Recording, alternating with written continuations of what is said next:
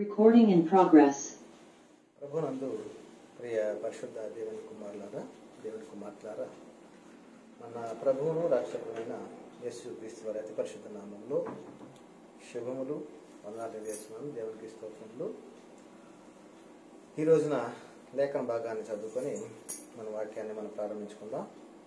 హెబ్రీలకు రాసినటువంటి పత్రిక 8వ అధ్యాయము 7 నుంచి ఒకసారి చదువుకుందాం. హెబ్రీలకు రాసిన పత్రిక 8వ అధ్యాయము 7వ వచనం నుండి చదువుకుందాం. ఏలయనగా ఆ మొదటి నిబంధన లోపము లేనిదైతే రెండవ దానికి అవకాశం ఉండనేరదు. అయితే ఆయన ఆక్షేపించి వారితో ఇలాగూ చెప్పుచున్నాడు, ప్రభువు ఇట్లనెను, ఇదిగో ఒక కాలము వచ్చుచున్నది, అప్పటిలో ఇశ్రాయేల్ ఇంటి వారితోనూ యూదా ఇంటి వారితోనూ నేను క్రొత్త నిబంధన చేయుదును. అది నేను ఐగుప్తు దేశములో నుండి వీరి పితరులను వెలుపలికి రప్పించుటకై వారిని చెయ్యి పట్టుకొనిన దినమున వారితో నేను చేసిన నిబంధన వంటిది కాదు. ఏమనగా వారు నా నిబంధనలో నిలువలేదు గనుక నేను వారిని అలక్ష్యము చేసి తినని ప్రభువు చెప్పుచున్నాడు. ఆ దినములైన తర్వాత ఇశ్రాయేల్ ఇంటి వారితోను నేను చేయబో నిబంధన వారి మనస్సులలో నా ధర్మ విధులను ఉంచెదను, వారి హృదయముల మీద వాటిని వ్రాయుదును. నేను వారికి దేవుడునయుందును, వారు నాకు ప్రజలయుందురు. ప్రార్థన చేసుకొని వాక్యాన్ని మనం ప్రారంభించుకుందాం. మమ్మల్ని మిక్కిలిగా ప్రేమించిన మా ప్రియ పరలోకపు తండ్రి, మీ ఘనమైన అత్యున్నతమైన నామమును బట్టి స్తుతులు స్తోత్రములైన తండ్రి, మరి ఇట్టి రీతిగా తండ్రి ఈ సమయంలో ఈ యొక్క జీవము గల మాటలను ప్రకటించడానికి సిద్ధపడి ఉండగా తండ్రి, మీ యొక్క ఆత్మ సహాయాన్ని అందించండి, నోటి బోరుగా వాడుకోండి. పరిశుద్ధ గ్రంథంలో ఉన్నటువంటి ఆత్మ సంబంధమైన సంగతులను ఆత్మ సంబంధమైన సంగతులు సరిచూసుకుంటూ ఉన్నదే ఉన్నట్లుగా ప్రకటించడానికి మీ యొక్క శక్తిని జ్ఞానమును దయచేయండి. ఆయన వినుచున్నటువంటి ప్రతి ఒక్కరిలో తండ్రి ఆ వాక్యమును ఫలింపజేసి ఆ వాక్య ప్రకారముగా అనుసరించి జీవించడానికి మీ యొక్క కృపలో భద్రపరచమని మా ప్రభువును రక్షకుడైన యేసుక్రీస్తు వారి అతి పరిశుద్ధ నామంలో మిక్కిలి వినయముగా ప్రార్థించి వేడుకొని ఉన్నాం పరమ తండ్రి, ఆమేన్. ప్రభునందు ప్రియ పరిశుద్ధ దేవుని కుమారులారా, ఈ చదవబడిన లేఖన భాగంలో మనకేం అర్థమవుతుందంటే, మనకు 2 నిబంధనలు ఉన్నట్టుగా చూస్తా ఉన్నాం. మొదటి నిబంధన మరి ఎలాంటిదంటే, లోపము లేనిదైతే రెండవ దానికి అవకాశం ఉండనేరదు అంటున్నాడు. అయితే రెండవ నిబంధన అంటున్నాడు ఎలాంటిదంట, ఇశ్రాయేల్ ఇంటి వారితోనూ యూదా ఇంటి వారితోనూ నేను చేయి పట్టుకున్నటువంటి నిబంధన, నేను చేయబో నిబంధన వారి మనస్సులలో నా ధర్మ విధులను ఉంచెదను, వారి హృదయముల మీద వాటిని రాయుదును, నేను వారికి దేవుడునయుందును, వారు నాకు ప్రజలయుందురు అనేటువంటిది పరిశుద్ధ గ్రంథంలో చెప్పబడతా ఉంది పిల్లరా. కనుకనే ఈ యొక్క మొదటి నిబంధన రెండవ నిబంధన అనేటువంటిది ఎందుకు మరి ఇచ్చాడు దేవుడు? మొదటి నిబంధన ఎవరికి ఇచ్చాడు, రెండవ నిబంధన ఎవరికి ఇచ్చాడు? మొదటి నిబంధనలో ఉన్నటువంటి ప్రాముఖ్యమైనటువంటిది ఏమిటి, రెండవ నిబంధనలో ఉన్నటువంటిది ఏమిటి అనేటువంటిది మనం పరిశీలన చేసినట్టయితే, మొదటి నిబంధన ఈరోజు మనకు అంశం ఏమిటంటే, క్రీస్తు సంఘము అనగా క్రీస్తు సంఘ చట్టములో యాజక ధర్మము ఎవరు చేయాలి? క్రీస్తు సంఘములో, క్రీస్తును శిరస్సుగా కలిగిన సంఘములో యాజక ధర్మం ఎవరు చేయాలి అంటే, రెండవ నిబంధన క్రొత్త నిబంధన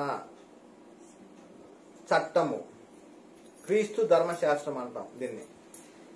ఎవరు యాజక ధర్మం చేయాలి? మొదటి నిబంధనలో ఎవరు చేశారు యాజక ధర్మము? రెండవ నిబంధనలో అనగా క్రొత్త నిబంధనలో ఎవరు యాజక ధర్మము చేయాలి? క్రీస్తు సంఘ చట్టంలో యాజక ధర్మము ఎవరు చేయాలి అనేటువంటిది ఈ రోజున మనం నేర్చుకునే విషయం. కనుక ఎందుకు ఈ విషయం చెప్తూ పడతా ఉంది అంటే, నేటి కాలంలో చాలా మందిలో ఉన్నటువంటి కొంత అపోహ ఉంది. మాకు పిలుపు రాలేదండి, లేకపోతే మేము కూడా ప్రకటించే వాళ్ళమే. మాకు దర్శనం లేదండి, లేకపోతే మేము సువార్తను ప్రకటించే వాళ్ళమే. మమ్మల్ని ఎన్నుకోలేదండి అనేటువంటిది నేటి కాలంలో చాలా మందిని చూస్తా ఉన్నాం. చాలా మంది చెప్పుకుంటూ పోతున్నారు. ఎందుకని మీరు సువార్త ప్రకటించలేకపోతున్నారు? చదువుకున్న వారై ఉన్నారు, మంచి ఉద్యోగం చేస్తూ ఉన్నారు. మరి ఇటువంటి క్రమంలో మరి అన్ని తెలిసినా కానీ మీరు వాక్యాన్ని ఎందుకు బోధించట్లేదు, ఎందుకు ప్రకటించలేకపోతున్నారంటే నాకు పిలుపు లేదు అనేటువంటిది చాలా మందిలో వింటూ ఉన్నా. చాలా మందిలో నాకు దర్శనం లేదు అని చాలా మందిలో చెప్తూ ఉన్నారు కదా. అయితే వాస్తవానికి మరి నిజంగా పిలుపు అంటే ఏమిటి, ఆ పిలువబడినటువంటి వారు ఎవరు అనేటువంటిది మనము క్రీస్తు వారి బోధనలో మనం చూస్తూ ఉన్నాం. యేసుక్రీస్తు వారు చేసిన బోధనలో మనము పిలుస్తున్నాం. పెండ్లి కుమారుని యొక్క విందుకు పిలువబడిన వారు, మరి అనేకులు పిలువబడ్డారు. మరి చివరికి ఎవరు వచ్చి ఆ విందులో పాల్గొన్నారు అనేటువంటి విషయాలు మనము సువార్తలో మనము చదువుకుంటూనే వచ్చాం పిల్లరా. కనుకనే ఈ యొక్క పిలుపు లేదు అనేటువంటి వారి విషయంలో ఆసక్తి ఉంది, సువార్తను ప్రకటించాలి అనేటువంటి ఆసక్తి ఉన్నది అనేటువంటి వారి విషయంలో ఈ యొక్క క్రీస్తు సంఘ చట్టములో యాజక ధర్మము ఎవరు చేయాలి అనేటువంటి అంశం ద్వారాగా మీ ముందుకు వస్తున్న పిల్లారా. ఎందుకంటే మొదటి నిబంధన కాలంలో అంటే ధర్మశాస్త్ర కాలంలో మోషే చట్టం అంటాం, మోషే ధర్మశాస్త్రం అంటాం. దానిలో ఎవరు యాజకులుగా ఉన్నారంటే లేవీలు యాజకులుగా ఉండేవారు. లేవీలనే దేవుడు యాజకులుగా నియమించాడు. ఇది ఎప్పుడు లేవీలకు యాజకత్వం ఇచ్చాడు? ధర్మశాస్త్రానికి ముందే యాజక ధర్మాన్ని యాజకులుగా దేవుడు నియమించినట్టుగా మనం చూస్తా ఉన్నాం. ఆ లేవీలు యాజకులై ఉండగా ఆ ప్రజలకు ధర్మశాస్త్రం ఇవ్వబడను అనేటువంటి లేఖనాల్లో మనకి చెప్పబడతా ఉంది. అయితే ఈ యొక్క యాజకులు ఎలాంటి పని చేసేవాళ్ళు అంటే వారి యొక్క మహిమ ఎలాంటిది అంటే, ధర్మశాస్త్ర కాలంలో ఉన్నటువంటి యాజకుల యొక్క మహిమ ఎలాంటిదంటే, మరి సైన్యంలో అధిపత్య యెహోవా యొక్క దూతలట వారు. గనుక జనులు వారి నోట ధర్మశాస్త్ర విధులను నేర్చుకుందురు, వారు జ్ఞానమును బట్టి బోధింపబలను అనేటువంటిది నాటి లేవీల విషయంలో, వారు బోధించే విషయంలో దేవుడు వారి విషయంలో చెప్తున్నటువంటి మాటలు. ఎలాంటి వారట? యాజకులు సైన్యములకు అధిపత్యకు యెహోవా దూతలు కనుక జనులు వారి నోట ధర్మశాస్త్రం నేర్చుకుందరు. ఇది మలాకీ గ్రంథము 2వ అధ్యాయము 7వ వచనం రాయబడి ఉంటుంది. మలాకీ 2:7 గమనించినట్టయితే ఎవరట అంటే ధర్మ విధులను, ధర్మశాస్త్ర విధులను నేర్చుకునేది లేవీలు యాజకులు చెబుతా ఉంటే అక్కడ ఉన్నటువంటి ప్రజలు మాత్రము ధర్మశాస్త్ర విధులు నేర్చుకునేటువంటి వారు. ఇది మొదటి నిబంధన కాలంలో లేవీలు యాజకులుగా ఉన్న కాలంలో బోధించేటువంటి విధానం మనం చూస్తా ఉన్నాం పిల్లారా. అదే విధముగా వారికైతే కనాను ప్రదేశాన్ని చేరినప్పుడు ఈ యొక్క 12 గోత్రంలో ఉన్నటువంటి లేవీ గోత్రానికి స్వాచ్ఛ్యము ఏమీ కూడా ఇవ్వాల, భూభాగం ఏమి కూడా వారికి పంచల. వారి యొక్క స్వాచ్ఛ్యం ఎవరంటే దేవుడే వారికి స్వాచ్ఛ్యమై ఉన్నాడు అనేటువంటి విషయము లేఖనాల్లో చెప్పబడతా ఉంది. ఆ దేశంలో ఏ స్వాచ్ఛ్యము కూడా వారికి ఇవ్వలేదట. ఎందుకంటే వారి యొక్క స్వాచ్ఛ్యం ఏమిటంటే యెహోవాయే వారికి స్వాచ్ఛ్యము. కనుకనే వారి యొక్క జీవనోపాధి ఎలాంటిదంటే, ఆ కాలంలో లేవీ యాజకులై ఉండగా వారి యొక్క జీవనోపాధి మరి వారికి స్వాచ్ఛ్యముగా ఏమీ లేదు, భూభాగములు పంచలేదు, వ్యవసాయం చేసేటువంటి వారు కాదు, గొర్రెలను మేపేటువంటి వారు కాదు. కనుకనే వారి యొక్క జీవనోపాధి ఏమిటి అంటే అక్కడ ఉన్నటువంటి మిగతా 11 గోత్రముల వారు దశమ భాగాలను ఆ లేవీలైనటువంటి యాజకులకు ఇచ్చేటువంటి వారు. నేటి కాలంలో ఎవరైతే క్రీస్తుని రక్షకుడు అంగీకరించి ఉంటారో వారు పని చేసుకొని పరిచర్య చేయాలి. పౌలు గారు చెప్తున్నాడు కదా, నాతోటి ఉన్న వారికి నేను కూడా కష్టపడి పోషించుకొని నేను పరిచయం చేశానని. అదేవిధంగా చట్టంలో చాలా మార్పులు ఉన్నాయి. మొదటి నిబంధన చట్టానికి అదేవిధంగా క్రీస్తు సంఘ చట్టానికి చాలా మార్పులు ఉన్నాయి.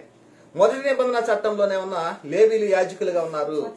అయితే క్రీస్తు సంఘ చట్టంలో యాజక ధర్మము ఎవరు చేయాలి అనేటువంటిది మనం ప్రధానంగా నేర్చుకోవాలి.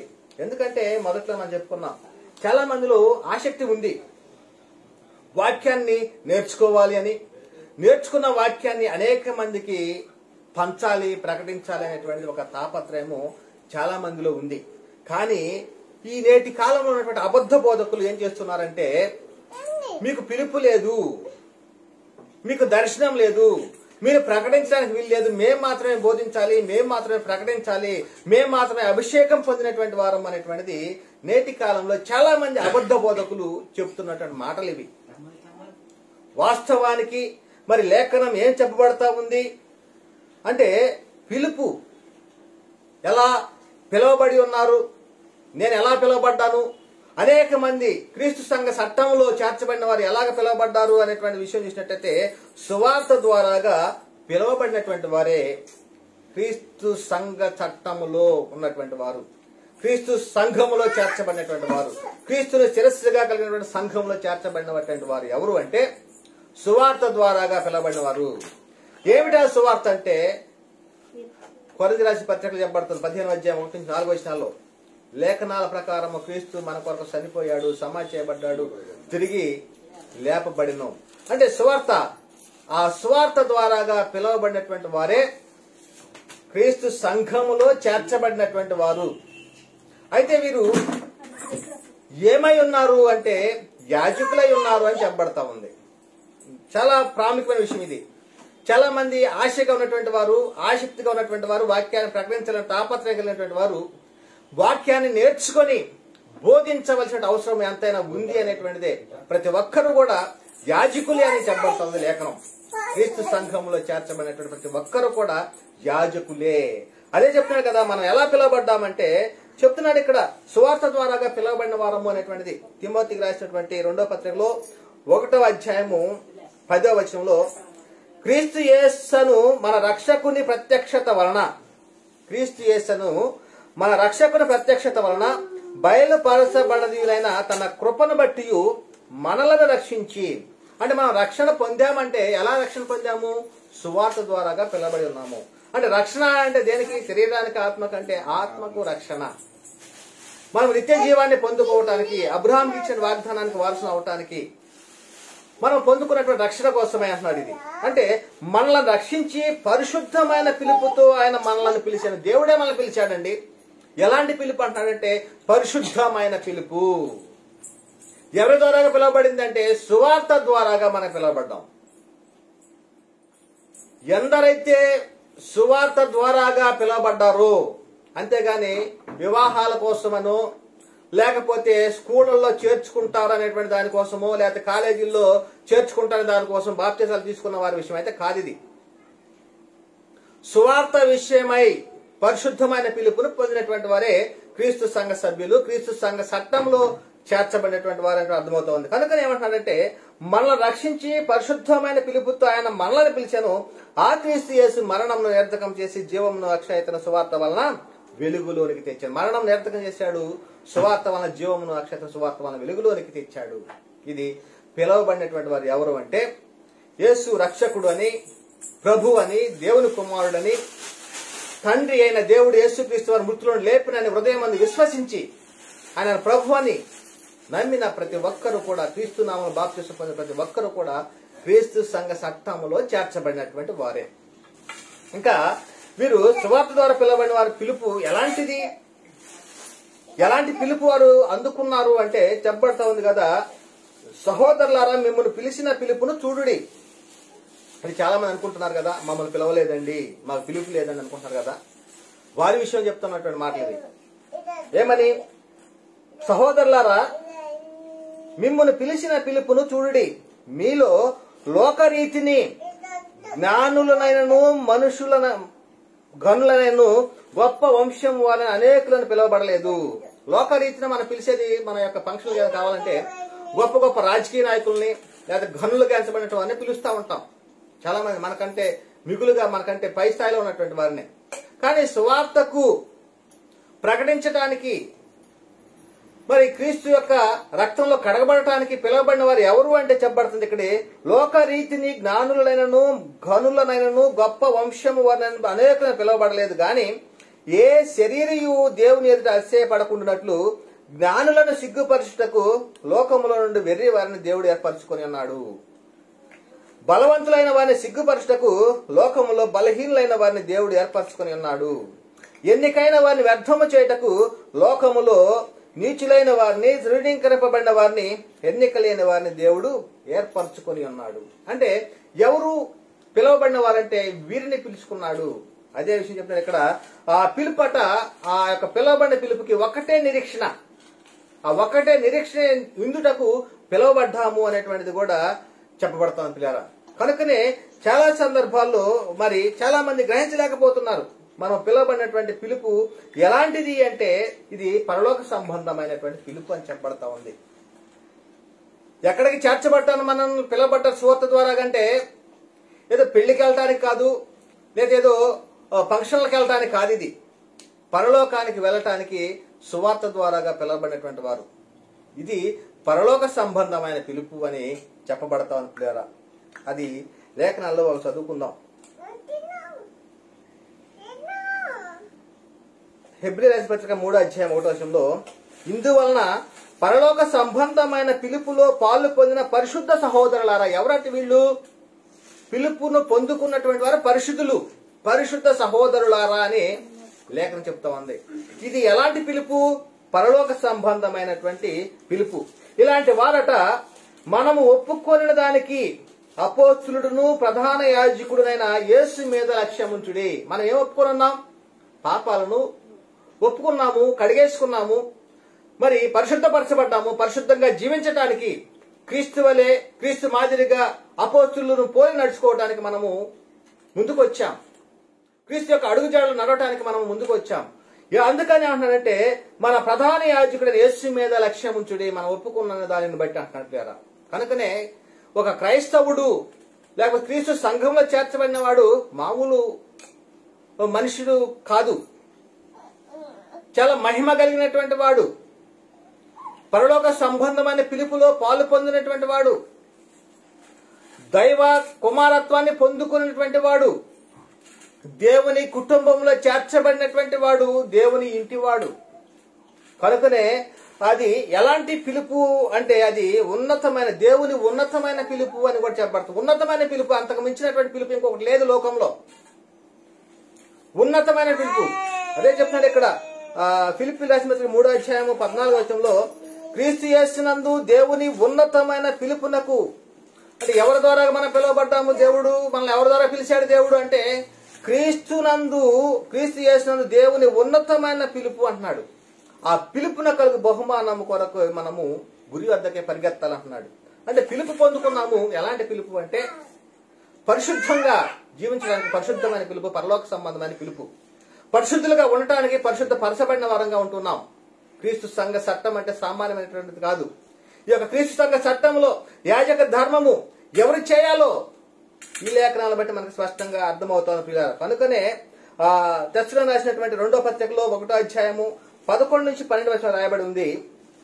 అందువలన మన దేవుని యొక్కయు ప్రభు యేసుక్రీస్తు యొక్కయు కృప చొప్పున మీ యందు మన ప్రభు అయిన యేసునామమున ఆయన యందు మీరును మహిమనొందునట్లు.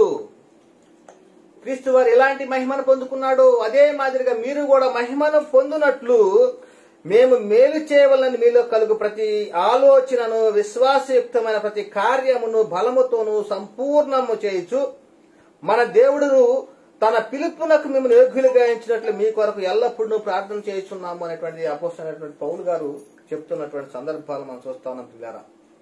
ఇంతటి మహోన్నతమైనటువంటి పిలుపు, పరలోక సంబంధమైన పిలుపు. ఈ పిలుపు పొందినటువంటి వారు ఎవరైతే ఉన్నారో వారందరూ కూడాను యాజక ధర్మము చేయాలి. చీకటిలో నుండి ఆశ్చర్యకరమైన తన వెలుగులోనికి పిలిచిన వారి గుణాతిశయములను ప్రశంసించే నిమిత్తము పరిశుద్ధ జనమును, దేవుని సొత్తైన ప్రజలను మరి యాజకులుగా పిలవబడుతూ ఉన్నాము అనేటువంటిది లేఖనము చాలా స్పష్టంగా చెప్పబడతా ఉంది పిల్లారా. కనుకనే ఇక్కడ రోమపత్రిక 15:14-15 ఏం రాయబడి ఉందంటే, నా సహోదరులారా మీరు కేవలం మంచివారును సమస్త జ్ఞాన సంపూర్ణులను. క్రీస్తు సంఘములో చేర్చబడినటువంటి వారు ఏ స్థితిలో ఉండాలో చెప్తున్నాడు. మంచివారునట, సమస్త జ్ఞాన సంపూర్ణులు అంటే దేవుని యొక్క జ్ఞాన విషయంలో సంపూర్ణత కలిగి ఉండాలి. ఇంకా ఒకరికొకరు బుద్ధి చెప్ప సమర్థులై ఉన్నారని నా మట్టుకు నేను మిమ్మల్ని గురించి రూఢిగా నమ్ముతున్నాను. అంటే ఒకరినొకరు బుద్ధి చెప్పుకోవడం అంటే ఏంటి? దేవుని యొక్క జ్ఞాన విషయంలో, పరిశుద్ధ గ్రంథంలో రాయబడినటువంటి లేఖనాల విషయంలో మరి ఎదిగేటువంటి విషయంలో మనం పరిశుద్ధముగా జీవించేటువంటి విషయంలో కూడా ఒకరినొకరు ఏం చేయాలన్నాడు? బుద్ధి చెప్పుకొనుచూ ఉండాలి. సమర్థులైనారని నా మట్టుకు నేను మిమ్మల్ని గురించి రూఢిగా నమ్ముతున్నాను అని చెప్తూ, అయినను అన్యజనులు అనే అర్పణ పరిశుద్ధాత్మ వలన పరిశుద్ధపరచబడి ప్రీతికరమగునట్లు నేను సువార్త విషయమ యాజక ధర్మము జరిగించుచు దేవుని చేత నాకు అనుగ్రహింపబడిన కృపను బట్టి అన్యజనుల నిమిత్తము యేసు క్రీస్తు పరిచారకుడనైతిని. అంటే ఎలాంటి క్రీస్తు సంఘ చట్టం యాజక ధర్మము అంటే ఎలాంటి యాజక ధర్మం చేయాలంటే సువార్త విషయమైనటువంటి యాజక ధర్మం చేయాలి. ఒక క్రైస్తవుడు, ప్రతి క్రైస్తవుడు అంటే యాజకుడు ఏమి చేయాలి అంటే యాజకత్వము చేయాలి. అంటే యాజకుడు మరి చేసే పనిని, అతను చేయాల్సినటువంటి విధిని యాజక ధర్మము అనేటువంటిది కూడా పరిశుద్ధ గ్రంథం చెప్పబడుతుంది. కనుకనే ఆ సువార్త విషయం యాజక ధర్మము ఎవరు చేయాలి? సువార్త విషయం యాజక ధర్మం ఎవరు చేయాలి అంటే క్రీస్తు సంఘ చట్టంలో యాజక ధర్మము ఎవరు చేయాలి అంటే ఏమని చెప్పబడతా ఉంది? మార్కు సువార్త 16 అధ్యాయంలో 15వ వచనంలో, మరియు మీరు వెళ్లి సర్వలోకానికి వెళ్లి సర్వ సృష్టికి సువార్తను ప్రకటించండి, సమస్త జనులను శిష్యులుగా చేయండి అంటున్నాడు. అంటే మత్తయి సువార్త 28లో చెప్పబడుతుంది, మీరు సమస్త జనులను శిష్యులుగా చేయాలి. అంటే శిష్యులుగా చేసినటువంటి ప్రతి ఒక్కరు కూడా ఎవరు అంటే యాజక ధర్మము చేయవలసినటువంటి వారు. అందుకనే ప్రకటన గ్రంథము 1:6లో చెప్పబడతా ఉంది, ఆయన మనలను తన తండ్రి అనే దేవునికి ఒక రాజ్యముగాను యాజకులుగాను చేసెను. మనమే రాజ్యము, మనమే యాజకులము అని లేఖనం స్పష్టంగా చెప్పబడతా ఉంది. ఇప్పుడు చెప్పండి, ఈ ఒక్క లేఖనాన్ని బట్టి చెప్పినా గాని ఎవరు మరి పిలువబడిన వారు అంటే సువార్త ద్వారాగా పిలువబడిన వారు ప్రతి ఒక్కరు కూడాను యాజకులే. యాజక ధర్మం చేయవలసిన బాధ్యత ప్రతి ఒక్కరి పైన ఉంది అనేటువంటి మనకు అర్థమవుతుంది. అందుకని ఇక్కడ చెప్పబడుతుంది, పేతురు గారు రాసిన మొదటి పత్రిక 2:9 అయితే మీరు చీకటిలో నుండి ఆశ్చర్యకరమైన తన వెలుగులోనికి పిలిచిన వాని గుణాతిశయములను. అంటే ఒకప్పుడు ఏ స్థితిలో ఉన్నాము అంటే చీకటిలో ఉన్నాం, అంటే పాపములో ఉన్నాము, పాపంతో జీవిస్తూ ఉన్నాము. అలాంటిది ఏమంటున్నాడు? ఆశ్చర్యకరమైన తన వెలుగులోనికి ఎవరు పిలిచారు మనల్ని? దేవుడే మనల్ని పిలిచాడు, సువార్త ద్వారాగా పిలిచాడు. అందుకనే ఏం చెప్పబడతా ఉంది ఇక్కడ కొరింథీ రాసిన 2వ పత్రిక 5వ అధ్యాయంలో, కావున దేవుడు మా ద్వారా వేడుకొనినట్లు మేము క్రీస్తుకు రాయబారులమై దేవునితో సమాధాన పరుడని క్రీస్తు పక్షముగా మిమ్మల్ని బతిమాలు కొనుచున్నాము. అంటే దేవుడే పిలుస్తూ ఉన్నాడు సువార్త ద్వారాగా అంటున్నాడు. కనుకనే ఏమంటున్నాడంటే ఆశ్చర్యకరమైన తన వెలుగులోనికి మిమ్మల్ని పిలిచిన వాని గుణాతిశయములను ప్రచురం చేయ నిమిత్తము ఏర్పరచబడ్డ వంశమును. ఒకప్పుడు ఈ లోకంలో మనకు ఒక వంశం ఉండొచ్చేమో, కానీ ఇప్పుడు వంశం ఏమిటంటే ఏర్పరచబడిన వంశంలోకి వెళ్ళిపోయాం, రాజులైన యాజక సమూహం అయిపోయాం. చూడండి ఎంతటి మహిమని ఇచ్చాడు. అంటే చీకటిలో నుండి ఆశ్చర్యకరమైన వెలుగులోకి వచ్చింది ఎవరు? బాప్తిస్వం పొందినటువంటి వారే, సువార్త ద్వారాగా పిలవబడినటువంటి వారే. వారు ఏమై ఉన్నారంటే ఏర్పరచబడ్డ వంశమును, రాజులైన యాజక సమూహం అంటున్నాడు. యాజక సమూహము, యాజకులు క్రీస్తు సంఘ చట్టంలో మరి క్రీస్తు సంఘంలో చేర్చబడిన ప్రతి ఒక్కరు కూడాను యాజకులే. ఇంకా పరిశుద్ధ జనమును దేవుని సొత్తైన ప్రజలునై ఉన్నారు అంటున్నాడు. ఇంకొక సందర్భంలో చెప్పబడతా ఉంది, బలులను అర్పించేటువంటి వారు పరిశుద్ధ యాజకులు క్రైస్తవుడే అని. ఏ బలు అర్పించాలి? ఒకప్పుడు యాజకులు పశువులను, గొర్రెలను, మేకలను, ఎడ్లను బలు అర్పించేటువంటి వాళ్ళు. అయితే నేటి క్రీస్తు సంఘ చట్టములో క్రైస్తవుడుగా ఉన్నటువంటి యాజకుడే బలులను అర్పించేవాడట. ఎటువంటి బలులు చెప్తున్నాడు ఇక్కడ లేఖనాల్లో?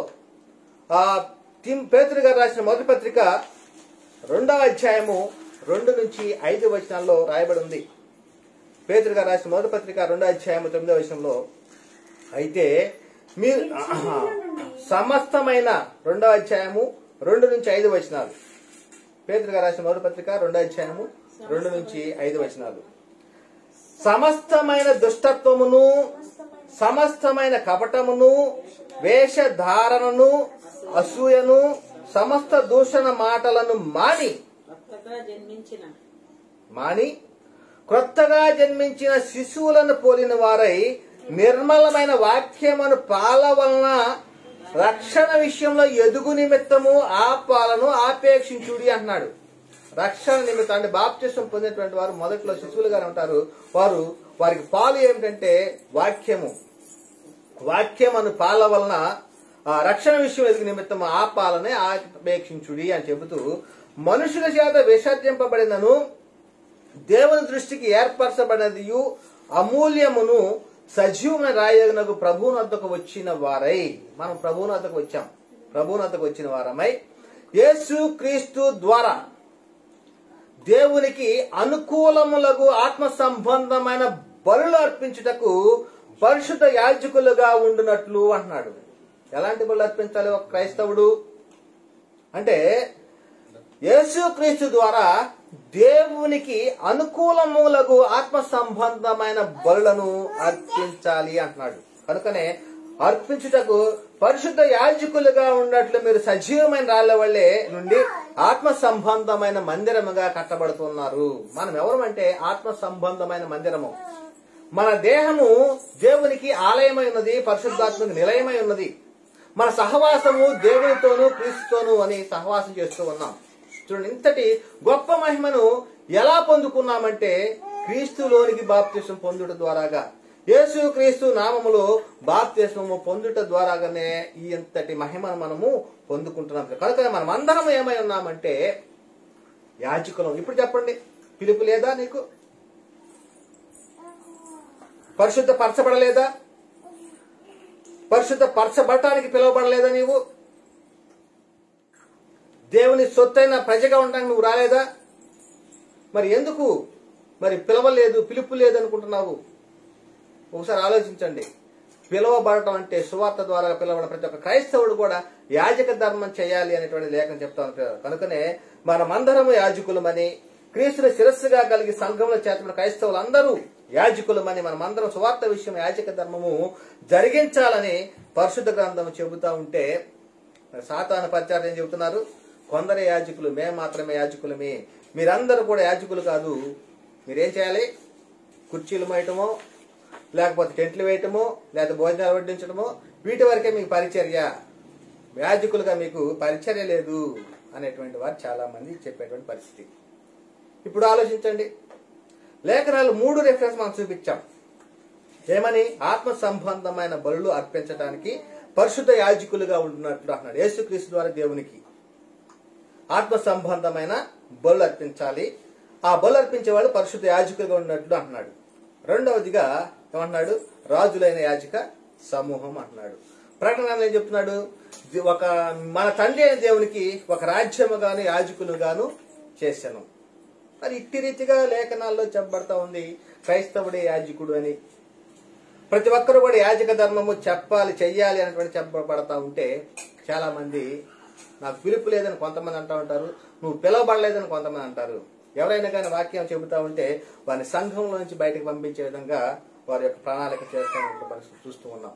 కనుకనే మరి హెబ్రీ రాసిన పత్రికలో 3వ అధ్యాయం 2వ వచనం ఏమంటున్నారంటే, దేవుని ఇల్లంతట్లో మోషే నమ్మకంగా ఉన్నట్లు ఈయన కూడా తను నియమించిన వారికి నమ్మకంగా ఉండెను. యేసుక్రీస్తు వారు కూడా నమ్మకంగా ఉన్నాడు. మోషే ఏ విధంగా నమ్మకంగా ఉన్నాడు, మరి యేసుక్రీస్తు ఆ విధంగా నమ్మకంగా ఉన్నాడు అనేటువంటి చెప్పబడుతుంది. అందుకనే పౌలు గారు ఏమంటే, సువార్తను ప్రకటించకపోయిన నాకు శ్రమ అంటున్నాడు. అంటే ఆ సువార్త వలన యాజకులుగా వస్తూ ఉన్నారు, ఒక రాజ్యం అవుతూ ఉన్నారు, పరిశుద్ధపరచబడుతూ ఉన్నారు, దేవుని కుటుంబంలో చేర్చబడుతూ ఉన్నారు. ప్రతి ఒక్కరూ చేయవలసిన బాధ్యత ఏమంటే సువార్తను ప్రకటించాలి. దేవుని కుటుంబంలో చేర్చబడే క్రైస్తవులందరూ తప్పనిసరిగా దేవుని పని చేయాలి. దేవుని కుమారులైన మనము దేవుడు మనకు అప్పగించినటువంటి బాధ్యతలను నెరవేర్చాలి. ఈ బాధ్యతలు ఏమో తెలుసుకోవట్లా. ఆదివారం వచ్చిందా, చర్చికి వెళ్ళామా, ఒక పాట పాడామా, లేకపోతే వాక్యం విన్నామా, సందా వేసామా, బయటకు వచ్చేసామా, అయిపోయింది బాధ్యత. ఇదా బాధ్యత? దేవుడు కోరుకున్న బాధ్యత ఇదా? నిన్ను పరిశుద్ధ బలులు అర్పించటకు యాజకులుగా చేశాడు, ఆత్మ సంబంధ బలు అర్పించటానికి నీ యాజక ధర్మం చేయాలి, అనేక మందిని మరి క్రీస్తులోనికి నడిపించాలి, క్రీస్తు సువార్తకు తగినట్లుగా జీవించాలి. అంతేగాని నాకు పని అయిపోయింది, ఈ రోజు కానుకేసేసాం వచ్చేసాం అనుకుంటే సరికాదు. కనుకనే పిలువబడిన పిలుపుకు తగినట్లుగా ఉండాలి అనేటువంటి లేఖనము చెప్పబడుతుంది కదా. కనుకనే మన యొక్క బాధ్యత ఏమిటో చెప్తున్నాడు యాకోబు గారు. ఏమని చెప్తున్నాడు? అప్పుడు యాకోబు గారు చెప్పిన మాటలు ఏంటంటే, నా సహోదరులారా, మీలో ఎవడైనా సత్యం నుండి తొలగిపోయినప్పుడు మరి ఒకడు అతని సత్యములకు మళ్లించిన ఎడల అంటున్నాడు. అంటే సత్యములో నుండి తొలగిపోయిన వారిని ఏం చేయాలి? సత్యానికి మళ్లించాలి. అంటే ఇప్పుడు మనం చేస్తున్నటువంటి బాధ్యత, మనం చేస్తున్న పని కూడా అదే. చాలా మంది వారు దేవుని ఎరగనటువంటి వారు చాలా మంది ఉన్నారు. పైకి మాత్రమే భక్తి పరులమండి అని చెప్పుకుంటూ ఉన్నారు, కానీ దేవుడు ఎవరో, క్రీస్తు ఎవరో, పరిశుద్ధాత్ముడు ఎవరో, నేనెవరినో కూడా తెలియనటువంటి పరిస్థితిలో ఉంది క్రైస్తవ సమాజం. కనుకనే సత్యం నుండి తొలగిపోయారు, సత్యంలో లేరు. కనుకనే అటువంటి వారికి సత్యమునకు మళ్లించటమే మన యొక్క బాధ్యత. ప్రతి ఒక్క క్రైస్తవుడు కూడా సత్యానికి మళ్లించాలి. ఎవరైనా కానీ ఏదో ఒక విషయంలో మరి తప్పిపోతున్నారు, అందుకనే బుద్ధి చెప్పుకోవాలన్నాడు. ఒకరికొకరు బుద్ధి చెప్పుకోవాలి, సమర్థులు అంటున్నాడు. బుద్ధి చెప్పుకునే సామర్థ్యం కలిగినటువంటి వారు అన్నారు పౌలు గారు. అంటే సామర్థ్యం అంటే ఏంటి? లేఖనాల్లో ఉన్నటువంటి పట్టు కలిగి ఉండాలి. లేఖనాల్లో పరిశుద్ధ గ్రంథంలో రాయబడినటువంటి ప్రతి ఒక్క వచనము మనము జాగ్రత్తగా పరిశీలించాలి. ఆ పరిశీలించిన దాన్ని బట్టి మనము ప్రతి ఒక్కరికి కూడా బుద్ధి చెప్పే వారంగానే ఉండాలి, ఖండించే వారముగా ఉండాలి. సత్యం తొలగిపోయిన వారిని సత్యం మళ్లించే వారంగా ఉండాలి అనేటువంటి లేఖనం చెప్పబడుతుంది కదా. కనుకనే యాకోబు గారు రాసిన పత్రిక 5వ అధ్యాయము 19-20 వచనాల్లో, నా సహోదరులారా, మీలో ఎవడైనా సత్యం నుండి తొలగిపోయినప్పుడు మరి ఒకడు అతనిని సత్యంలోకి మళ్లించిన ఎడల పాపిని వాని తప్పు మార్గం మళ్లించేవాడు మరణం నుండి ఒక ఆత్మను రక్షించి అనేక పాపం కప్పువేన తాను తెలుసుకునవలెను. మరి బాధ్యత ఎవరు చేయాలి? ఇప్పుడు ఒక సహోదరుడు సత్యం తొలగిపోతూ ఉన్నాడు, అంటే దారి తప్పిపోతూ ఉన్నాడు. ఆ తప్పిపోయినటువంటి సహోదరుడికి ఏం చేయాలి అంటే ఆ సత్యం మళ్లించాలి. మన ఉదాహరణకి మనము పొలంలో నీళ్లు కట్టుకునేటప్పుడు వేరే ఒక పొలంలోకి నీళ్లు వెళ్తా అంటే ఏం చేస్తాము? దానికి అడ్డు కట్టేస్తాం. నీళ్ళు వెళ్ళాలి, మన పొలంలోనే అవి ఉండాలనేటువంటిది. అదే విధంగా ఒక వ్యక్తి క్రీస్తుని శిరస్సు సంఘంలో నుంచి తొలగిపోతా ఉంటే, సాతాను యొక్క పరిచర్యలో వాడబడతా ఉంటే అతను ఏం చేయాలి? దారి మళ్లించాలి. ఇదిగో ఇక్కడ నువ్వు తప్పిపోతూ ఉన్నావు, ఈ తప్పిపోయినటువంటి మార్గాన్ని సరి చేసుకో అని చెప్పేసి సరిచేసే బాధ్యత మన మీద ఉన్నది. అప్పుడేం చేస్తున్నాడంటే, పాపిని వాని తప్పు మార్గం మళ్లించేవాడు మరణంలో ఒక ఆత్మను రక్షించి అనేక పాపం కప్పువేన తాను తెలుసుకొని అంటున్నాడు. ఇంకా పౌలు గారు ఏం చెప్తున్నారంటే, ప్రేమ కలిగి సత్యం చెప్పుచు క్రీస్తు వలె ఉండుటకు మనం అన్ని విషయంలో ఎదుగుదుము అంటున్నాడు. అన్ని విషయాలు ఎదగాలి. ప్రతి ఒక్క విషయంలో అంటే పరిశుద్ధ గ్రంథంలో రాయబడినటువంటి విషయాలను తెలుసుకోవడంలో కావచ్చు, లేకపోతే సంఘం వెలుపట ఉన్న వారితో ఎలాగా ఉండాలో అనేటువంటి విషయంలో కావచ్చు, సంఘములో ఉన్నటువంటి వారితో ఏ విధంగా జీవించాలి, మరి సంఘములో ఉన్నటువంటి వారితో ఏ విధంగా మనము మసులుకోవాలి, ప్రతి ఒక్క విషయంలో కూడా మరి అన్ని విషయాల్లో కూడా ఎదగాలి, క్రీస్తు వలె ఉండాలి. క్రీస్తు వారు ఎట్లా పెరిగాడు? మనుషుల దయందును దేవుని దయందును పెరిగి పెద్దవాడయ్యాడు. అదే విధముగా మనం అన్ని విషయాల్లో కూడా ప్రతి ఒక్క విషయంలో కూడా ఎదగాలి. ఏ విధంగా? వాక్యం అనేటువంటి పాలన ఆపేక్షించి వాక్యమును మరి చదువుతూ, వాక్యాన్ని వింటూ, వాక్యం ద్వారాగానే ఎదగాలి. ఇది ప్రాముఖ్యమైన విషయం. అందుకని ఇంకా యోధా గారు ఏం చెప్తూ ఉన్నాడంటే, సందేహపడు వారి మీద కనికరపడు అంటున్నాడు. చాలా మందిలో సందేహాలు ఉన్నాయి, కానీ చెప్పామనుకోండి వాళ్ళు వినరు. సందేహాలు అయితే ఉన్నాయి, డౌట్లు చాలా ఉంటాయి. కానీ ఆ చెప్పినటువంటి సందేహాలు మనం క్లియర్ చేసామనుకో, మా సేవకుడు ఇలా చెప్పాడే, మా అయ్యగారు ఇలా చెప్పాడే, నువ్వు చెప్పేది ఇంకొక రకం ఉందే, అలా లేదు మా అయ్యగారు చెప్పినట్లుగా అనేటువంటిది చాలా మంది ఉన్నటువంటి అపోహ. కానీ లేఖనాలను వివరించి మరి సందేహపడుతూ ఉన్నటువంటి అనేకులు ఉన్నప్పుడు వారిని ఏం చేయాలంటే వారిని కనికరంతో చెప్పాలి, కనికరించాలన్నాడు. కనికరం చూపండి అన్నాడు. అగ్నిలో నుండి ఆగినట్టు కొందరిని రక్షించుడి. ఎవరు రక్షకుడు? నేటి కాలంలో అంటే క్రైస్తవుడే రక్షకుడు. ఒకప్పుడు తండ్రి అయిన దేవుడు ఐగుప్తులను ఇశ్రాయేలును రప్పించడానికి ఆయన రక్షకుడుగా ఉన్నాడు, మోషేని నియమించాడు.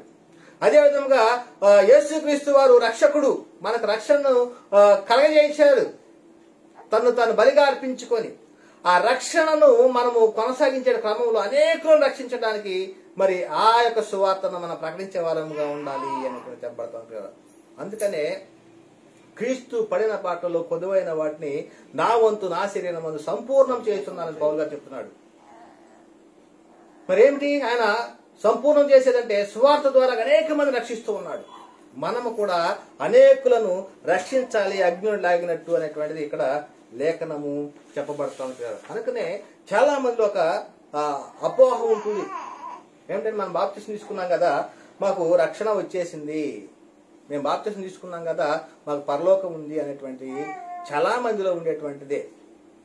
కానీ క్రీస్తు సంఘ చట్టంలో చాలా ఉన్నాయి చేయవలసినటువంటి పనులు. బాప్తిసం తీసుకున్నటువంటి వారు అందరి విషయంలో కూడా చాలా ఉన్నాయి చేయవలసినటువంటి విధులు. అవి ఆ విధులను నెరవేర్స్తేనే, ఆ యొక్క క్రీస్తు సంఘ చట్టానికి లోబడి జీవించితేనే పరలోకం ఉంటుంది. అదే చెప్తున్నాడు ఇక్కడ. మనకు ఒక దృష్టాంతం కూడా చూపెడతా ఉంది. దేవుడు మోషేని ఐగుప్తులో ఎందుకు పంపించాడు? ఐగుప్తులో తన ప్రజలు దురావస్థను చూశాడు, వాళ్ళు పడుతున్నటువంటి శ్రమను చూశాడు, ఇనుప కొలిమిలో ఉన్నట్లుగా వాళ్ళు ఉన్నారు. అటువంటి వారిని బయటకు రప్పించటానికి మోషేని ఐగుప్తుకు పంపాడు. అయితే ఐగుప్తు దేశం బయటకు వస్తే సరిపోయిందా? మోషేని పంపించేశాడు ఐగుప్తు దేశానికి, ఐగుప్తు దేశం నుంచి బయటకు వచ్చేస్తే సరిపోతుందా? వారు ఎక్కడికి వెళ్ళాలి? కనాను దేశానికి వెళ్ళాలి, వాగ్దాన భూమికి వెళ్ళాలి. ఆ వాగ్దాన భూమికి వెళ్ళాలంటే ఎన్ని ఉన్నాయంటే యోర్దానును దాటాలి, ఆ తర్వాత కనానీయులతోటి యుద్ధాలు చేయాలి. యెహోషువ చేస్తున్నారు, చూస్తూ ఉన్నాం. అంటే ఈ విధముగా అక్కడికి బయటికి ఐగుప్తు నుంచి బయటికి వస్తేనే సరిపోలా. ఇప్పుడు మనం బాప్తిసం పొందుకోగానే సరిపోలేదు, కానీ బాప్తిసం పొందుకున్న దగ్గర నుంచే మనకు ప్రారంభమవుతున్నాయి పనులు ఏమేమి చేయాలో. అంటే వివాహం అయిన వాళ్ళకి తెలిసింది, అంటే వివాహం అయిన తర్వాత ఎటువంటి బాధ్యతలు ఉంటాయో. వివాహం కాని వారికి అయితే ఎటువంటి బాధ్యతలు తెలియదు. అదే విధముగా బాప్తిసం పొందుకోక ముందు ఉన్నటువంటి వాడికి ఈ లోకరీతిగా జీవిస్తూ ఉంటాడు. కానీ బాప్తిసం పొందుకొనిన తర్వాత అతను తన పరిశుద్ధ జీవితాన్ని ఎలా కాపాడుకోవాలి, తను పొందుకున్నటువంటి రక్షణ ఎలా కొనసాగించుకోవాలి, పొందుకున్న రక్షణ ఎలా గట్టిగా పట్టుకోవాలి, శిరస్సుకు హత్తుకొనిన వాడు ఎవడైనా కానీ ఉంటాడేమో వాడి నుంచి ఎలా జాగ్రత్త పడాలి, మన బహుమానాన్ని ఆహ్వానించకుండా ఎలాగా జాగ్రత్త పడాలి అనేటువంటి విషయాలు బాప్తిసం పొందుకొనిన వారికి మాత్రమే తెలుస్తాయి. కానీ అంటే పరలోకం కావాలి, నిత్య జీవం పొందుకోవాలి, ఆ బహుమానాన్ని పొందుకోవాలి అనుకునే వారికి మాత్రమే ఇవన్నీ తెలుస్తాయి. కానీ ఏదో బాప్తిసం తీసుకున్నాము, ఏదో జరిగిపోతా ఉంది అనుకునే వారికి ఎటువంటి బాధ్యతలు లేనట్లుగానే మనం చూస్తా ఉన్నాం ప్రియులారా. కనుకనే ఏం చెప్పబడతా ఉంది అంటే యూదా రాసిన పత్రిక 1వ అధ్యాయము 3 నుంచి 4 వచనాల్లో, ప్రియులారా మనకందరికీ కలిగే రక్షణ గురించి మీకు రాయవలన విశేష ఆసక్తి గలవాడనే ప్రయత్నపడుచుండగా అంటున్నాడు. మనకందరికీ కలిగే రక్షణ అని పరిశుద్ధులకు ఒక్కసారి అప్పగింపబడిన బోధ నిమిత్తం మీరు పోరాడవలని మిమ్మల్ని వేడుకొనుచు మీకు రాసిన పోరాటం ఎక్కడే చెప్తున్నాడు. పరిశుద్ధులకు ఒక్కసారి అప్పగింపబడిన బోధ నిమిత్తము పోరాడాలి అని వేడుకొనుచు ఉన్నాడు. ఇంకేమన్నాడంటే ఎందుకు పోరాటం చేయాలి అంటే కొందరు రహస్యముగా జొరబడి ఉన్నారు. రహస్యముగా అంటే మేము కూడా క్రీస్తు వార్తనే ప్రకటిస్తాము, మేము కూడా రక్షణ సువార్తనే ప్రకటిస్తాము అనేటువంటిది చాలా మంది రహస్యంగా చొరబడి ఉన్నారు. వారు భక్తిహీనులై నేటి కాలం చూస్తూ ఉన్నాం, చాలా మంది చూస్తూ ఉన్నాం. ఇవన్నీ చెప్పుకుంటే చాలా ఉంటాయి. అంటే అసత్యమును సత్యముగా బోధిస్తూ కుటుంబాలను నాశనం చేసేటువంటి బోధకులు విరివిగా ఉన్నారు. వారి వైపున ఎక్కువగా ఆకర్షిస్తూ ఉన్నారు ఈ జనులు కూడా. ఎందుకంటే వారికి కావాల్సింది శరీర సంరక్షణ, శరీరానికి అవసరమైనటువంటి మేలులు ఎవరైతే ఇస్తారో వారి వద్దకే వెళ్తున్నారు ఈ జనులు కూడా. కానీ ఆత్మరక్షణ, నిత్య జీవము, పాపక్షమాపణ, విమోచనము ఉన్నటువంటి వద్దకు అంగీకరించటం లేదు, వారి వద్దకు రావటం లేదు పిల్లారా. కానీ కాకమ్మ కథలు చెప్పేటువంటి వారు, పెట్ట కథలు చెప్పేటువంటి వారు చాలా మంది నేటి కాలంలో బయలుదేరి ఉన్నారు. అటువంటి వారి వద్దకే మరి వెళ్తున్నారు. మరి ఆ అవ్వ దగ్గరకు వచ్చేసి సాతాను ఏ విధంగా మోసపరిచిందో అటువంటి బోధలే వద్దకే వెళ్తూ ఉన్నట్టు మనం చూస్తాం కదా. కనుకనే కొందరు రహస్యంగా జొరబడి ఉన్నారు. వారు భక్తిహీనులై మన దేవుని కృపను కామాదృతం దుర్వినియోగపరచుచు మన అద్వితీయ నాథుడును ప్రభు అయిన యేసు క్రీస్తును విసర్జించుతున్నారు. యేసు క్రీస్తును విసర్జించేస్తూ ఉన్నారు. పలానా సేవకుడు ఉన్నాడండి, మేము అక్కడికి 5 వారాల నుంచి వెళ్తున్నామండి అంటారు. అంటే అక్కడ క్రీస్తు లేడు, దేవుడు లేడు. అక్కడ ఎవరు ఉన్నారంటే ఆ సేవకుడే అక్కడ దేవుడు. ఆ సేవకుడే వారికి విగ్రహం అయిపోయారు. ఆ సేవకుడు తైలాభిషేకం చేస్తే మాకు అంతా క్షేమం జరుగుతుంది అంటారు. ఆ సేవకుడు మాకు ఆ కొబ్బరి నూనె ఇస్తే అది మాకు ఆశీర్వాదం అని చెప్పుకుంటా ఉంటారు. ఆ సేవకుడు మాకు ఖర్చు ఇస్తే మాకు ఆశీర్వాదం అనుకుంటా ఉంటారు. ఆ సేవకుడు ముట్టుకుంటేనే మాకు ఆశీర్వాదం అనుకుంటా ఉంటారు. కానీ క్రీస్తుని విసర్జించేసినట్టు వాళ్ళు వెళ్ళేవాళ్ళు అదే స్థితిలో ఉన్నారు, అక్కడ బోధించేవారు కూడా అదే స్థితిలో ఉన్నట్టు చూస్తున్నాం. ప్రభువైన యేసు క్రీస్తును విసర్జించున్నారు. ఈ తీర్పు పొందుటకు వారు పూర్వమందే సూచింపబడిన వారు. వారు అంతకుముందు ఎప్పుడో పూర్వమందే వారి గురించి ఇటువంటి తీర్పుకు వెళ్తూ ఉన్నారు, నిత్య నాశనానికి వెళ్తూ ఉన్నారు అనేటువంటిది చెప్పబడతా ఉంది కదా. కనుకనే క్రీస్తు రక్తంలో కడగబడిన ప్రతి ఒక్క క్రైస్తవులందరూ కూడా యాజకులై ఉన్నారు. క్రీస్తు సంఘ చట్టంలో యాజక ధర్మం ఎవరు చేయాలంటే రక్తంలో కడగబడిన ప్రతి ఒక్కరు కూడా, యేసు క్రీస్తు నామంలో బాప్తిసం పొందిన ప్రతి ఒక్కరు కూడా యాజకత్వం చేయాలి, యాజక ధర్మము చేయాలి అనేటువంటి చెప్పబడతా ఉంటున్నారు. అందుకనే ప్రకటన గ్రంథము 5వ అధ్యాయము 9-10 వచనం రాయబడి ఉంది. ప్రకటన గ్రంథము 5వ అధ్యాయము 9వ వచనం నుండి 10 వచనాలు.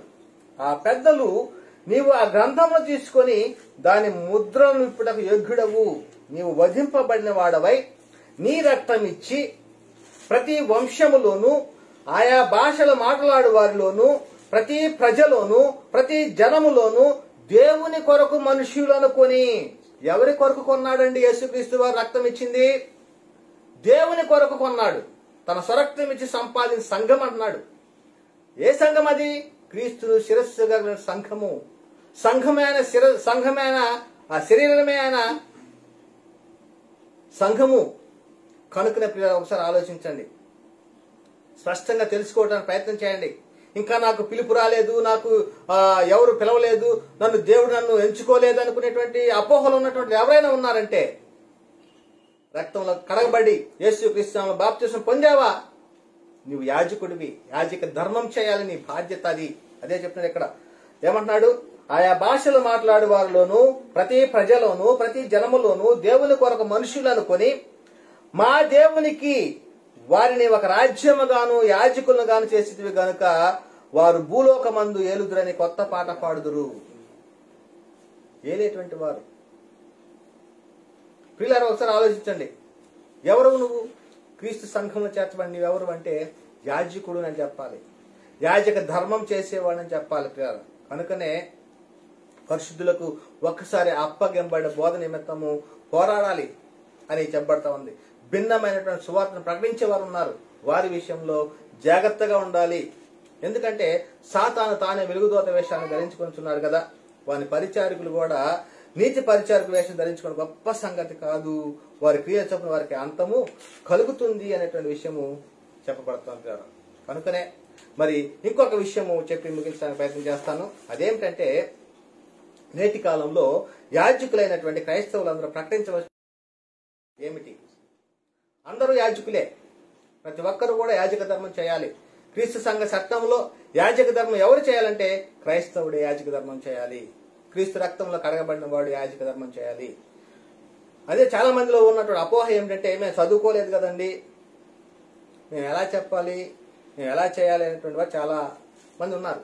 కానీ వారికి తగినట్లుగా ఏదైతే వింటూ ఉన్నారో విన్న దానిని మరి చెప్పవలసిన బాధ్యత ఉంటుంది. అందుకని పౌలు గారు చెప్తున్నారు, నా వలన విన్న సంగతులు అనేటువంటిది చెప్పబడుతుంది కదా. మరి ఏదైతే సంగతులు చెప్పబడి ఉన్నావో ఆ సంగతులను మరి ప్రకటించాలి అనేటువంటిది మరి అపోస్తలుడైన పౌలు గారు తిమోతితో చెప్పిన సందర్భం మనం చూస్తుంటాం. కనుకనే మరి నేటి కాలంలో యాజకులైన క్రైస్తవులు అందరూ కూడా ప్రకటించవలసిన వార్త ఏంటంటే, శరీరధారి అన్నటువంటి యేసుక్రీస్తుని ప్రకటించాలా, లేకపోతే మృతుల్లో నుండి లేబడిన యేసుక్రీస్తుని ప్రకటించాలా? మరి అపోస్తులు ఏ యేసుక్రీస్తుని అంటే మృతుల్లో నుండి లేబడిన క్రీస్తునే ప్రకటించారు. అదే సువార్త. ఆ సువార్త ద్వారానే మనం పిలవబడ్డాము. ఆ సువార్తే పరిశుద్ధమైన పిలుపు, మహోన్నతమైన పిలుపు, అదేవిధంగా దేవుని ఉన్నతమైనటువంటి పిలుపు. ఆ పిలుపు ద్వారాగానే మనం సంఘంలో చేర్చబడి ఉన్నాము. అపోస్తలులు ఏం చెప్తున్నారు? మేము సిలువ వేయబడిన క్రీస్తునే ప్రకటించుతున్నాము అనేటువంటిది చెప్పబడతా ఉన్నాయి. ఇంకా కొరింథీ రాసిన మొదటి పత్రిక 2:2 సిలువ వేయబడిన యేసుక్రీస్తుని తప్ప మరి దేనిని మీ మధ్య ఎరగకుందుమని నిశ్చయించుకుంటుమి అంటున్నారు. ఇంకా క్రీస్తు మృతులను లేబడి ఉన్నాడని ప్రకటించుండగా మీలో కొందరు మృతుల పునరుత్థానం లేదని ఎట్లు చెప్పుదురు అన్నారు. అంటే పునరుత్థానాన్ని గురించి వారు సాక్ష్యం ఇచ్చారు కానీ క్రీస్తు యొక్క పుట్టుకొని గురించి కానీ శరీరధారిగా ఉన్న క్రీస్తుని గురించి కానీ నాటి కాలంలో ఉన్న అపోస్తులు ప్రకటించలేదు. కనుకనే అపోస్తులు క్రీస్తు పునరుత్థానానికి సాక్ష్యం ఇవ్వాలి. అదే విధముగా మరి క్రీస్తు సంఘ చట్టము మరి ఏమిటి అంటే అపోస్తులు బోధించినటువంటి బోధ, పరిశుద్ధాత్మను పొందుకొని పెంతెకోస్తు పండుగ దినం నాడు ఏదైతే ప్రకటించున్నారో అప్పటి నుంచి అపోస్తులు చనిపోయే వరకు కూడా వారు స్థిరమైనటువంటి ప్రవచన వాక్యాన్ని మనము ప్రకటించాలి. సంఘము అనుసరించిన చట్టము అదే. ఆ మొదటి శతాబ్ద కాలంలో వారు ప్రకటించే కాలంలో కొన్ని మనకు అనుసరించినవి కొన్ని ఉన్నాయి. అవి ఏంటంటే కృపా వరములను అనుగ్రహించే పరిశుద్ధాత్మను పొందుకొని వారు సువార్తను మనకు ప్రకటించారు. వారు స్థిరమైనటువంటి ప్రవచన వాక్యాన్ని మనకు అనుగ్రహించారు. ఆ క్రమంలో కొన్ని మనకు సంఘము అనుసరించినటువంటి మొదటి శతాబ్ద కాలం సంఘానికి కావాల్సినటువంటి చట్టము అక్కడ ఉన్నట్లు మనం చూస్తా ఉన్నాం. కనుకనే చాలా స్పష్టంగా చెప్పబడుతుంది క్రీస్తు రక్తంలో కడగబడిన క్రైస్తవులు అందరూ కూడా యాజకులై ఉన్నారు అనేటువంటిది. అందుకనే మరి క్రైస్తవులు మరి ఏమి చేయాలి అంటే దేవుని యొక్క పని చేయాలి, యాజక ధర్మం చేయాలి అనేటువంటిది మనం స్పష్టంగా తెలుసుకోవాలి. మరి అందుకని పౌలు గారు చెప్పిన సువార్త విషయం యాజక ధర్మము జరిగించు ఉన్నాను అని అంటున్నాడు. ఇంకేమంటున్నాడంటే ఈ శరీరంలో నేను జీవించుటే నాకున్న పనికి ఫల సాధనం అంటున్నాడు. అంటే ఈ శరీరంలో మరి ఎంతకాలం అది జీవిస్తూ ఉంటామో ఆ జీవించినటువంటి కాలం అంతా కూడా మరి దేవుని పనికే, దేవుని పని చేయటానికే అది సాధనంగా ఉండాలి. మనం కట్టెలు పగలగొట్టాలంటే గొడ్డలి సాధనం. అదేవిధంగా ఈ శరీరము క్రీస్తు సువార్తను ప్రకటించడానికి సాధనంగా ఉండాలి అనేటువంటిది మనకు అర్థమవుతుంది. అందుకనే ఫిలిప్పీ రాసిన పత్రిక 1:22-24 అయినను శరీరముతో నేను జీవించుటయే నాకున్న పనికి ఫల సాధనమైన ఎడల నేనేమి కోరుకుందునో నాకు తోచటలేదు అంటున్నాడు. ఈ రెండింటి మధ్య ఇరుకున పడి ఉన్నాను.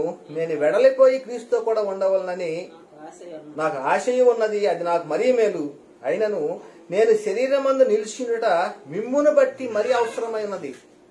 శరీరంలో ఉండటాన్ని బట్టి మిమ్మును బట్టి మరీ అవసరమైనది. ఎందుకంటే సువార్తను ప్రకటించాలి, అనేక మంది ఆత్మ రక్షించాలి. ఒకవేళ నేను చనిపోతే నా మట్టికే నేను ఉంటాను, కానీ నేను ఈ శరీరం ఉన్నంతకాలం కూడాను దేవుని పనికి సాధనమై ఉండాలి అనేటువంటి విషయం ఇక్కడ చెప్పబడుతుంది కదా. కనుకనే చాలా సందర్భాల్లో మరి పౌలు గారు చెప్తూ ఉన్నాడు.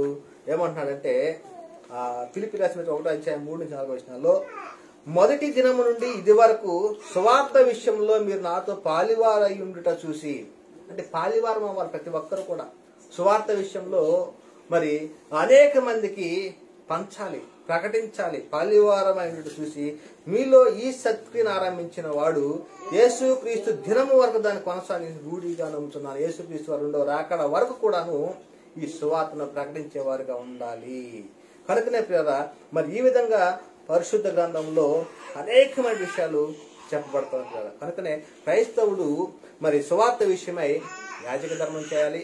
క్రీస్తు సంఘ చట్టంలో మరి యాజక ధర్మము మరి ఏమిటి అంటే సువార్త విషయంలో యాజక ధర్మం చేయాలి మొదటిగా.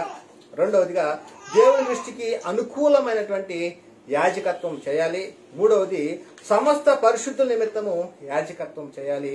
నాలుగవది ఆత్మకు రక్షణ విషయంలో యాజకత్వం చేయాలి అనేటువంటి ప్రాముఖ్యమైన విషయాలు ఇవి. ప్రతి ఒక్క క్రైస్తవుని యొక్క బాధ్యత. మరి క్రీస్తు సంఘ చట్టంలో చేర్చబడిన ప్రతి ఒక్కరు కూడా యాజక ధర్మం చేయాలి, యాజకులుగా ఉండాలి అనేటువంటిది ఈ యొక్క లేఖనాలను బట్టి ప్రాముఖ్యంగా చెప్పబడుతూ ఉంది. కనుకనే మరి ఎవరైనా కానీ ఆసక్తి ఉండి అనేక మంది మరి దారి తప్పిపోతూ ఉన్నారు, వాక్యం తెలిసి ఉండి మరి తెలిసినా గానీ మరి ప్రకటించలేని స్థితిలో ఉంటే ఇప్పుడే మరి ఈ సమయంలోనే తీర్మానం చేసుకోవాలి, నేను కూడా సువార్తలో పాలువాడిని అవ్వాలి, అనేక మందిని అగ్నిలో లాగినట్టు రక్షించాలి అనే తీర్మానం చేసుకొని మరి చిన్న ప్రార్థన చేసుకుని యొక్క మాటలు ముగిస్తుందాం. కనుక ప్రియరా ఒకసారి ఆలోచించండి, అర్థం చేసుకోండి. అర్థం చేసుకొని మరి ముందుకు కొనసాగడానికి ప్రయత్నించాలని ఈ మాటలు ముగిస్తున్నా. చెప్పండి మాటలు వింటున్న ప్రతి ఒక్కరిలో కూడా దేవుడు నీరు కట్టి ఫలింప చేయను గాక. చెప్పండి మాటలు వింటున్న ప్రతి ఒక్కరిలో కూడా మరి దేవుడి కార్యము జరిగించును గాక. ఆమేన్. సహోదరులందరికీ వందనాలు. దేవునికి స్తోత్రం. Recording stopped.